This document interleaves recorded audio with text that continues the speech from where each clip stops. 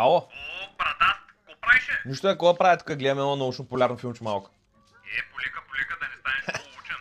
Какво ще правим до вечера? Смисъл ли си го? Еми, я знаме, ще гледаме някой филмче от масици. Добре, ти знаеш ли, сега попаднах на една новина във Фейсбук. Оказва, че от преди месец нямаме правителство. Комай бе, ти без наш се оправя, Е, в момента да се кандидатираш. Кога занимавам с тях? Ти си знаеш, айде после. Хубаво, брат, айде по-късно. Че е дръжното от последния сезон. О, не. Мамо! Кажи бе!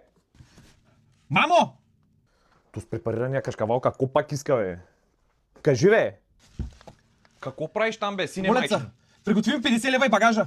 Бързо, защото идват. Кой идва бе, секрет? Мамо, какво ти се обяснявам? Качулките идват. Сега ще ме заловят. Моля, пак ще вляв в затвора. Какви качулки бе, какви дъждобрани? Тъп ли си, кой идва? Оп, хард диско. Кажи бе! Мамо, ваннали са за мунда и зелка и арена и всичко. Да бе, пиле с Орис. Кой ще се занимава с тебе бе? Нямам място повече в тази държава. И къде ще отиш бе, паламут? Ще бягам в Кипър. Те хората друга работа си нямат, с тебе ще се занимават. Моля, дай ми 50 лева само. Моля те. Ма ти си с 50 лева до центъра не можеш да стигнеш бе, къде ще ходиш бе?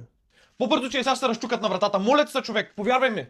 Знаеш ко, значи 50 лева, иди махни този калиманския паткан от лицето си, не мога да те търпя вече.